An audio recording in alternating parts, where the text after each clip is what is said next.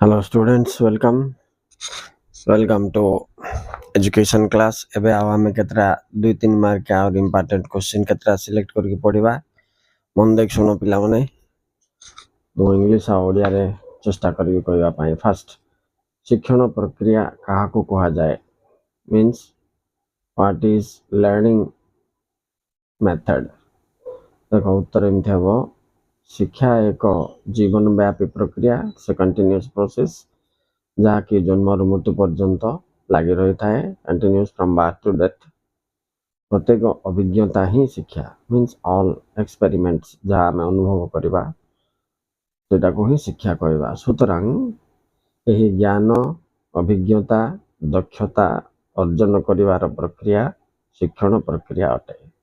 Right the process of gaining knowledge and experience ability together is known as learning process. Okay, next देखा पिला माने शिक्षण रो जे कौनसी दुईटी संज्ञा विश्लेषण कर any two definition of learning. गोटे तुम रोटा पिला माने गेट्स देछंती अनुभूति और तालीम जरिया रे व्यवहार रो संशोधन ही शिक्षण अटे। According to Gates experience and training that changes our behavior or corrects our behavior is learning. आज जड़े स्किनर से मध्य कहते जे प्रगतिशील आचरण ग्रहण प्रक्रिया ही शिक्षण अटे। Learning is an advanced attitude or behavior which we develop in our life बोली कोच। नेक्स्ट क्वेश्चन शिक्षण रो दुईटी वैशिष्ट्य लेख। तो एक हूँ पिला माने शिक्षण ही आचरणगत परिवर्तन अटे चेंजिंग बिहेवियर। आ गोटे हूँ शिक्षण एक निरंतर और जीवन व्यापी प्रक्रिया अटे। Second is it is continuous process. Two characteristics of learning. One is it changes the behavior and second is it's a continuous process. Next question अभ्यास नियम कौन? What is practice method? तो बारंबार कौन से कार्य को करवा द्वारा उद्दीपक एवं प्रतिक्रिया बंधन दृढ़ हुए फल कार्यटी आम सफलता अर्जन करू कार्य नहीं कि या अभ्यास नियम कह जाए। ट्रायल एंड एरर मेथड रे पिला माने एटा स्टिमुलेट एंड रेस्पॉन्स ए दुईटा जिनस को लेकिन से एक्सप्रेस करछंती जेटा कंटिन्यूअस प्रोसेस रे जदि रहिबो then we will get the success. What is the result law means फलाफल नियम कौन? जो चेष्टा द्वारा शिक्षण संभवपर होता है फलाफल जदि तृप्तिदायक हेले शिक्षण संभवपर हुए जदि अप्रीतिकर हुए ताहले शिक्षण कष्टकर हुए। तो it is something trial method. तो result if is good if the good result you get it will make the education और लर्निंग सक्सेस और द अपोजिट बोल कि से कहते। अच्छा गोटे इंपोर्टेंट क्वेश्चन देख पिला संजोग बाद कहले कौन बुझ? तो आंसर हम उद्दीपक और प्रतिक्रिया दुईटा स्टिमुलेट एंड रेस्पॉन्स मध्य बारंबार संपर्क रे जो शिक्षण हुए by what we learn something is called संजोगवाद कोइंसिडेंट संजोगवाद अटे। सो नेक्स्ट प्रस्तुति नियम कौन? आराम से एमती हम कौन सी शिक्षण प्रक्रिया फलप्रद हेबाको हेले प्राणीर शारीरिक और मानसिक स्तर रे प्रस्तुति माने माइंड मेकअप फास्ट शिक्षण प्रस्तुति नियम बोली कहा जाए। प्रिपेयर्डनेस प्रिपेयर्डनेस बोली आम कहि परिया पूर्वरु आमे एटा को प्रस्तुत करथिया माइंड सेटअप करथिया बोले परफेक्ट रिजल्ट मिलिबो। तेणु करी मो पिला ने एग्जामिनेशन रे प्रिपेयर हला बेल मध्य तमे तुमको प्रथम परीक्षा करो बोलछि बोले कोन तार अर्थ तुमे जो क्वेश्चन पढिचो ताको तुमे आगरो माइंड रे सेटअप करके रखियो जदी इटा आसिला तो मु कोन लिखिबी। उदाहरण स्वरूप तुमको जदी EL थंडाइजिंग तीनोटी शिक्षण नीति लेख बोल के आसो तो कौन लिख तुम आगु सेटअप कर देथिबो। हाँ मु प्रथम लिखिबी प्रस्तुति नियम तापर लिखिबी अभ्यास नियम तापर लिखिबी फलाफल नियम लास्ट रे प्रयत्न और प्रमाद तत्व एवं अंतर्दृष्टि तत्व मध्य थिबा पार्थक्य दर्शेबी। इनदी माइंड सेटअप कर देथिबो बोले तुम आराम से लिख दे पारिबो। एटा ही प्रस्तुति नियम रो वैशिष्ट्य। नेक्स्ट देखो परिपक्वता कहले कौन बुझ राइट एटा तुमर क्रेगमैन परिपक्वतार अर्थ को बुझाइबा उद्देश्य रे उल्लेख करी कहचंती जे बयस हेबा ही परिपक्वता ब्लाइड डाइन परिपक्वतार संज्ञा देबा को जाई से कौन कहचंती दक्षता और उपयोगी करबा दक्षता बा उपयोगी वृद्धि ही परिपक्वता बोले। परिपक्वता बोले आम गोटे प्रकार कथा होता पिला मेच्योरिटी ऑफ माइंड बोल से इट्स वन काइंड ऑफ परिपक्वता। ओके आ गोटे क्वेश्चन देख शिक्षण ही वृद्धि यह उल्लेख कर what does this mean. Learning is development बा ग्रोथ बोली कहे। शिक्षण और परिपक्वता उपरे शिशुर बुद्धि निर्भर अटे। एबे परिपक्वता बिना शिक्षण संभव हो न थाए। अन्य पक्षर भी तुम देखिए बोले परिपक्वता आसिले ही माइंड मैच्योरिटी बोली कहबा हम आसिले ही शिक्षण तारे उन्नति होई थाए नेकी शिक्षण बिना मनुष्यर बुद्धि और विकास मध्य साधन हो पारिबो नाही।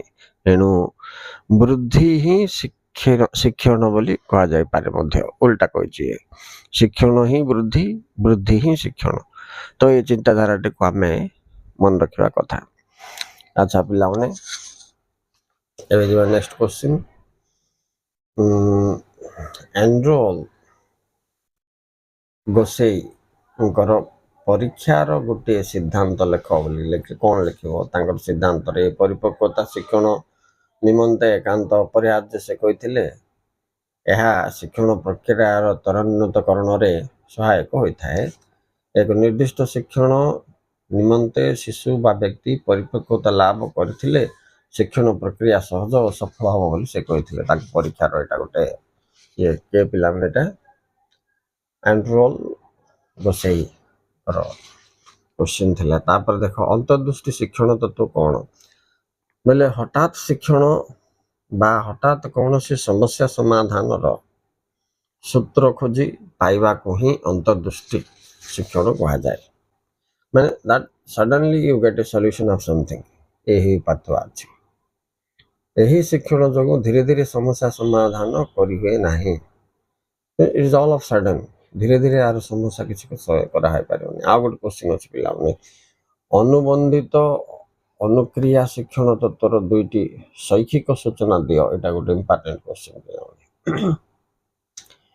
अच्छा आईर एमती हम दुईटी शैक्षिक सूचना अनुबंधित और अनुक्रिया शिक्षण तत्वर बोले एक हूँ अनुबंधित बंधित उद्दीपक सहित प्रतिक्रियार संबंध प्रशंसा द्वारा दृढ़ीभूत हुए दंड द्वारा दुर्बल हुए।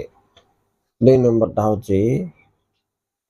पुनरावृत्ति द्वारा अनुबंधित उद्दीपक प्रतिक्रिया मध्य संपर्क स्थापन करा जाए है दुईटा इंपोर्टेंट। एपटे तुम प्रयत्न और प्रमाद शिक्षण तत्व अच्छी तार दुईटी शिक्षागत सूचना लेख बोले कौन लिख।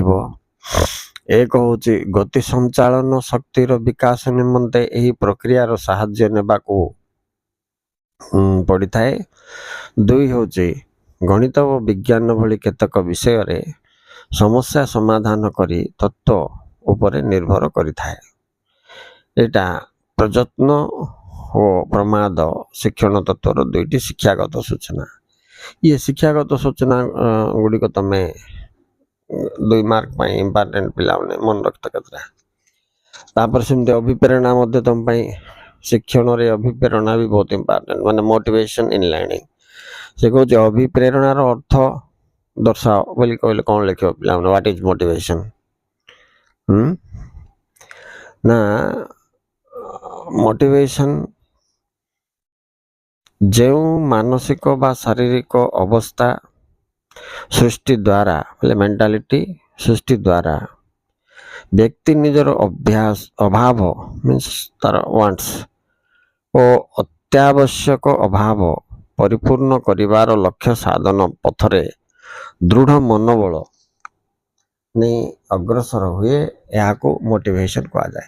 इन जनरल सेंस पिला मोटिवेशन बोले गोटे काम करने तुम आग्रह बिल्कुल आसुन आम विभिन्न प्रकार कथा कहीकि तुमको परिशेष से कामटी करने प्रेरणा दे था अभिप्रेरणा that is called motivation. Okay next देख अभिप्रेरणार जदि संज्ञा विषय कहवा बोले तुम केलिंकर भाषा देख से कौन कहते शिक्षण प्रक्रिया फलप्रद परिचालन अभिप्रेरणा ही केंद्रीय उपादान बोल से कहते। आउ समस्त प्रकार शिक्षण केतेक प्रकार अभिप्रेरणा निश्चित भाव में रहा उचित माने भिन्न भिन्न केसेस रे भिन्न भिन्न मोटिवेशन रहा पड़ो। ये अभिप्रेरणा को आम 2 प्रकार डिवाइड कर पारिबा। एक होची अंत अभिप्रेरणा आ गोटे होची बाह्य अभिप्रेरणा। अंत अभिप्रेरणा बोले कौन internally you must motivate yourself माने जेतेबेले व्यक्ति निजर अंतरिक्ष इच्छा माने आग्रह परिचालित होई सतप्रवृत्त भावे लक्ष्य हासिल करने को आग्रह करिवो सेटा होची अंत अभिप्रेरणा बोले निजे निजर मोटिवेशन करवा। आ कृत्रिम बा बाह्य अभिप्रेरणा कौन बोले तुम एमती लिखियो पिला माने जे गोटे व्यक्ति बाहर परिवेश रु प्रशंसा और पुरस्कार सम्मान इत्यादि पाइबा द्वारा प्रोत्साहित होई कौन से काम करिया पाए जेतेबेले आग्रह होता है एटा बाहर आसिला प्रेरणा तेणु एटा को बाह्य अभिप्रेरणा बोली कहा। सो 2 प्रकार अभिप्रेरणा बोल के आमे जानले नहीं कि। Okay students next important question देखिबा पिला ने भारत रे प्राथमिक शिक्षार उद्देश्य कौन आलोचना कर बोली कहले तुम कौन लिखिबो ना शिक्षा तो सब देश पाई समान भाव में आवश्यक। भारत मध्य उच्च शिक्षा ग्रहण करने प्राथमिक शिक्षा आरोहण फल ही संभव होता है। भारत एक गणतंत्र जनमंगल राष्ट्र होइतिबारु शिक्षार अवैतनिक और बाध्यतामूलक हेबा उचित एवं हेछि। हेले प्राथमिक शिक्षार केतेक विशिष्ट महत्व उद्देश्य रही सेगुड़िक कौन कौन बोले एक शिशुर रुचि ज्ञानर वृद्धि प्राथमिक शिक्षार द्वारा होता है। 2 शिक्षा माध्यम रे प्रत्येक पिलार विभिन्न गुण गुड़िक बाहर करा जाई सही अनुजाई स्वतंत्र सुजोग दिया जाय पारे। 3 प्राथमिक शिक्षा द्वारा शिशुर व्यक्तिगत अभिवृद्धि संगे संगे सामाजिक विकास होता है। 4 प्राथमिक शिक्षा माध्यम रे शिशु को आत्म शिक्षा अभ्यास करा जाय पारे। अच्छा अरे पिला माने सर्वजनीन प्राथमिक शिक्षा कहले कौन बुझ बोले कौन करिवो एटा लिखियो तुम एमती संविधान 45 धारा अनुसार 6 ରୁ 14 वर्षर बयसर समस्त शिशु माननकु बाध्यतामूलक शिक्षा प्राथमिक शिक्षा प्रदान करबा उचित। यह को सार्वजनीन प्राथमिक शिक्षा बोली कहा जाए। अच्छा एठी यार लक्ष्य कौन बोली तुम पचार मन कर ये प्राथमिक शिक्षार लक्ष्य कौन आ गोटे क्वेश्चन तो तुम कौन लिखो आर सर्वप्रथम लक्ष्य होची शिशु को मातृभाषा प्रति आग्रह सृष्टि करवा। गोपबंधु वन विद्यालय एमती ही करथिले ना। तापरे शिशुर भाव प्रकाश आत्म प्रकाश मानसिक विकास पाई मानसिक विकास प्रति गुरुत्व दबा। तापरे केतळे नैतिकतार विकास जमती परोपकार दया क्षमा संयमता उपरे ଦେଇ ବ୍ୟକ୍ତିର ବ୍ୟକ୍ତିତ୍ୱ ବିକାଶ କରିବା ମାନେ ଶିଶୁର ଏଠି। ନେକ୍ସଟ ଲକ୍ଷ୍ୟ ହେଉଛି ଉତ୍ତମ ନାଗରିକ ଗଠନ। ନେକ୍ସଟ ଲକ୍ଷ୍ୟ ହେଉଛି ସମାଜର କୁସଂସ୍କାର ଦୂର କରିବା। ନେକ୍ସଟ ହେଉଛି ଜାତୀୟ ସଂହତିକୁ ସୁଦୃଢ଼ କରିବା। ଇଏ ସବୁ ଯାକ ପ୍ରାଥମିକ ଶିକ୍ଷଣର ଲକ୍ଷ୍ୟ। ସେମିତିକା ଅର୍ଥନୈତିକ ସ୍ତରରେ ତ ତୁମେ ଦେଖିବା ଦାରିଦ୍ର୍ୟ ବେକାର ଦୂରୀକରଣ ନାଇଁ। ତା ଛଡ଼ା ଦେଶର ବିକାଶରେ ବିଜ୍ଞାନ କାରିଗର ଧନ୍ଦାମୂଳକ ଶିକ୍ଷା ଇତ୍ୟାଦିର ବିକାଶକୁ ତ୍ୱରାନ୍ୱିତ କରିବା ପାଇଁ ହେଲେ ପ୍ରଥମେ ପ୍ରାଥମିକ ଶିକ୍ଷା ହିଁ ମୁଖ୍ୟ ଅଟେ। ତେଣୁ ଏ ସବୁ ଯାକ ପ୍ରାଥମିକ ଶିକ୍ଷାର ଲକ୍ଷ୍ୟ। ଇଂଲିଶରେ ଯିବା ବେଲେ what R the AIIMS and objective of primary କିମ୍ବା ଏଲିମେଣ୍ଟାରୀ ଏଜୁକେସନ୍ ବୋଲି କହିଲା ବେଲେ କ'ଣ all-round development of child and development of mother tongue by the child, then development of his mind power and soul power, then moral education, tapare creation of good citizenship, then development of nation, then I would like to national integration. To strengthen national integration are the major objectives of or aims of primary education by the elementary education. Next, what are the hindrances in the successful of the primary level education in India?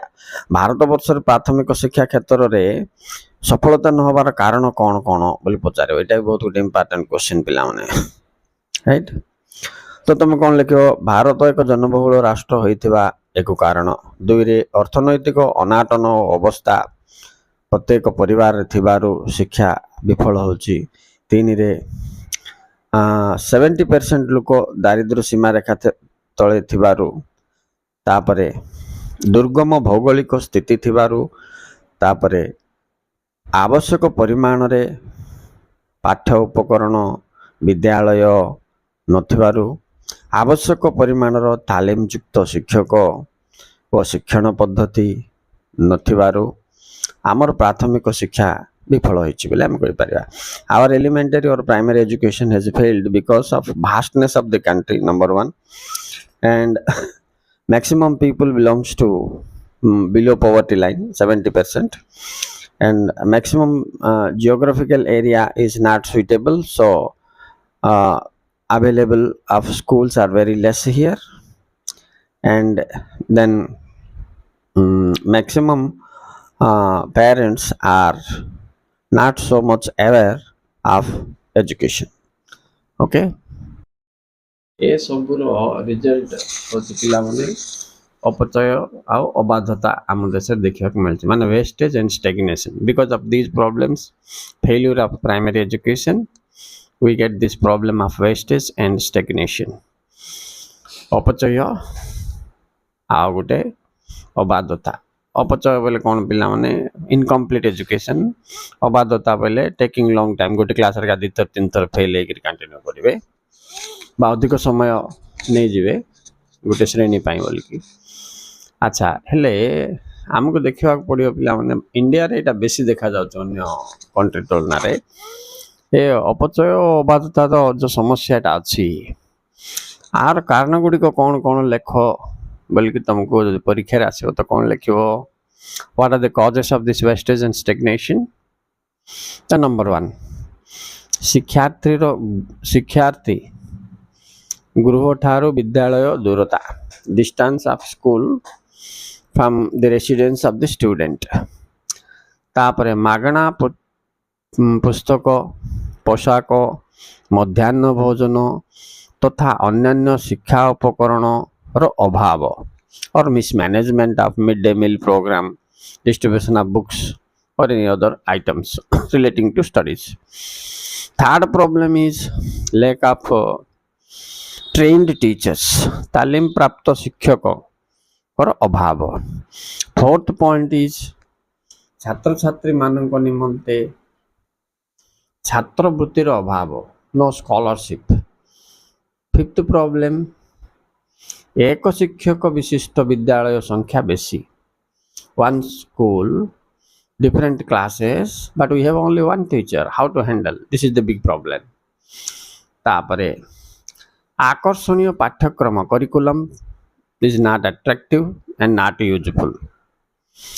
शारीरिक दंड रो व्यवस्था रे lacking physical punishment makes student lazy of reading. Education टा गोटे एमती पिला माने ताको प्रेशर लोड़ा प्रेशर न होले पाठ पढ़ा पढ़ी हे परियो नहीं कि आमे पिला वाले पाठ पढ़ला वाले स्कूल गले प्रेशर कुकर रे थिला वाले लागुतला एबे पिला मन तो स्कूल गले बैग पके के खुशी रे पळो आमे जीवार नहीं डिफरेंस कोन पनिशमेंट सेतबेल थिला प्रेशर सेतबेल थिला एबे नहीं. ओके नेक्स्ट क्वेश्चन जीवा डीपीईपी रो कार्यपंथा गुड़िक कह बोले कौन कर देख मु तीन टा कहूँ. एक शिक्षण सर्वनिम्न स्तर उपरे गुरुत्व दबा शिशु केन्द्रिक शिक्षा उपरे गुरुत्व दबा माने child centred education minimum education DPP रो मेन वर्क्स फंक्शंस प्राथमिक शिक्षार सार्वजनिकरण means provide all facilities to primary education to all the child between the age 6 to 14 years. You know this article 45 नहीं तापरे कार्यभित्तिक शिक्षण उपरे गुरुत्व दवा put more pressure on skill based education. Okay, and the next question is DIET जानचना नहीं पिला माने DIET रो कार्यक्रम कौन नेक्स्ट देखिए. DIET डाइट आर कार्यपंथा कौन बोले फंक्शंस प्राथमिक विद्यालय रे उपजुथिबा समस्त समस्यार समाधान to solve the problem relating to primary education तापरे बालिका शिक्षा उपरे गुरुत्व दवा फीमेल एजुकेशन को प्रायोरिटी दवा देन पाठ्यक्रम और शिक्षा उपकरण गुड़ी को तदारख करवा supervision of curriculum and all text books etcetera then improve literacy rate साक्षरता वृद्धि करवा एमानकर मुख्य कार्य है. या छड़ा जन्मरु 6 वर्ष बयस पर्यंत शिशु मानकर शिक्षा निमंते कौन व्यवस्था करवा बोलवाटा एमाने चिंता करते okay this is all about DIET. Next important question देखो कलापटा अभियान ब्लैक बोर्ड ऑपरेशन. अच्छा विशेषकर प्राथमिक विद्यालय गुड़िक सर्वनिम्न आवश्यक पूरण करने कलापटा अभियान उद्दिष्ट. What for this is made to provide the basic minimum requirements of almost all primary educations. Next operation बा अभियान शब्दटी सार्वजनीन शिक्षा निमंते एक त्वरित पदक्षेप शिक्षार गुणात्मक विकास निमंते कलापटा अभियान निम्नलिखित विषय उपरे गुरुत्व दे थाए. एटा मोस्ट इंपोर्टेंट मन रखियो तमे. For the qualitative development of education blackboard operation focuses on the following points. What are the following points? Point number 1 दुईटी पक्का श्रेणी गृह निर्माण at least 2 buildings for school must be built. तापर आवश्यकीय खेल सामग्री means sports items necessary sports items should be granted to the children. तापर घंटा कलापटा मानचित्र स्टडी इक्विपमेंट्स जेते सबुड़ा तार सप्लाई अन्य आवश्यक पाठ्यकरण जमती कि तुम विज्ञान किट की गणित किट की all these things should be supplied. This is the main work of the blackboard operation project. मन रखो, this is very important. Next important question, Kothari Commission and national integration. How does Kothari Commission play an important role? What are the recommendations to strengthen national integration? जातीय संहति प्रतिष्ठा निमंते कठोरी commission important are सुपारिश गुड़िक कौन कौन आउपर टिके नजर रखिथिबो पिला माने. एक समग्र देश रे एक साधारण शिक्षा व्यवस्था प्रचलन यूनिफॉर्म एजुकेशन कोड. 2 ଶିକ୍ଷାର ପ୍ରତ୍ୟେକ ସ୍ତରରେ ସାମାଜିକ ଓ ଜାତୀୟ ସେବାକୁ ଗୁରୁତ୍ୱ ଦେବା, provide more priority to social and national service. 3 ଜାତୀୟ ଚେତନା ବିକାଶ means upgradation of awareness of nationalism or national feeling to upgrade। 4 ସମସ୍ତ ଭାରତୀୟ ଭାଷା ଗୁଡ଼ିକର ବିକାଶ ସାଧନ କରିବା ସଙ୍ଗେ ସଙ୍ଗେ ରାଷ୍ଟ୍ରଭାଷା ହିନ୍ଦୀର ସମୃଦ୍ଧି କରାଯିବା ଉଚିତ ବୋଲିକି ସୁପାରିଶ କରିଥିଲା। It recommended development of national language Hindi along with all other regional languages. So Kothari Commission played a very important role in presenting its recommendation for strengthening national integration। तुम जानच नेशनल इंटीग्रेशन जातीय संहति होची जातीय ऐक्य और अखंडता को बुझाए।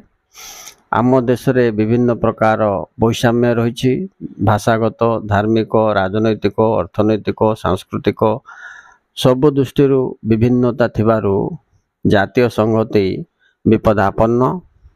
तेणु ए क्षेत्र रे शिक्षा, गणमाध्यम एमानंकर भूमिका बहुत प्रायोरिटी दबा दिया जाइछि आम देश रे to strengthen the national integration. Role of teacher, role of schools and role of mass media, radio, television इत्यादि माध्यम रे एवरी टाइम डाइवर्सिटी भितर यूनिटी केमती तैयारी करा जाई पारिबो आको बहुत प्राधान्यता माने प्रायोरिटी दिया जाइछि। अच्छा, यार आवश्यकता कौन ना एकता और अखंडता थिले का देश रे नंबर 1 शांति प्रतिष्ठा होई पारिबो, नंबर 2 डेवलपमेंट संभव। राइट, यही दृष्टि जातीय संहति को बहुत प्राधान्य दिया जाइछि। पिला माने कठोर कमिशन टा तुमको बहुत इंपोर्टेंट एजुकेशन रे, जेमती पॉलिटिकल साइंस रे Sarkaria commission, finance commission important बुझी पारलो। तो ए वीडियो रे मु बहुत गुडे इंपोर्टेंट क्वेश्चन कवर कली, कलापट्टा अभियान को कि डीपीपी, डीआईटी, जातीय संहति, शिक्षण तत्व, all these things। So I will try to make another video. Okay students, thank you very much for watching. Thank you very much.